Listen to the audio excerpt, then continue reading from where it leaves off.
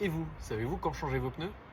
On vous a toujours dit de mettre le doigt et de voir comment c'est à l'intérieur, mais c'est un peu plus technique que ça. Je suis Hugo de Stellantis New et je vais vous montrer comment ça marche. Déjà, ce qui va nous intéresser sur le pneu, c'est la bande de roulement. C'est tout simplement le seul élément qui va être en contact avec la route. Cette bande de roulement est constituée de rainures qui sont plus ou moins profondes en fonction de l'état d'usure de vos pneus. Vous voyez, j'ai mis un pneu neuf et un pneu usé à côté, c'est pas le même résultat. Les pneus neufs ont au moins 8 mm entre le fond des rainures et la surface du pneu.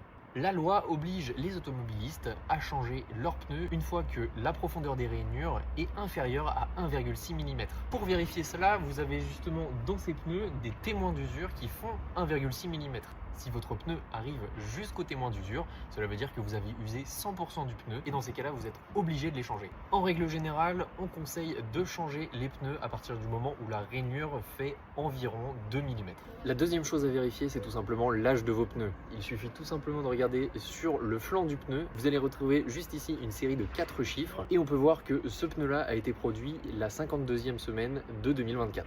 Si vous roulez moins que la moyenne mais que votre pneu semble en bon état, vous devrez de toute manière le faire contrôler par un professionnel au bout de 5 ans.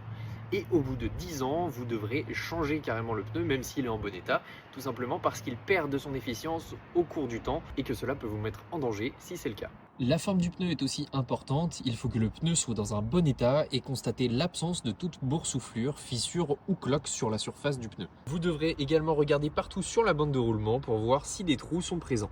Si après toutes ces vérifications, vous vous rendez compte qu'il y a un côté qui est plus usé que l'autre sur votre pneumatique, nous vous conseillons d'aller voir un professionnel pour faire vérifier votre voiture. Si ce professionnel trouve une anomalie sur votre voiture, il est conseillé de réparer cette anomalie et de changer vos pneus ensuite. Bien évidemment, si vous constatez un manque d'adhérence sous la pluie, des bruits inhabituels ou un volant qui tremble sans raison, il peut également s'agir de vos pneumatiques. Et vous, comment sont vos pneus? Nos ateliers sont disponibles pour vous les changer, mais en attendant, abonnez-vous.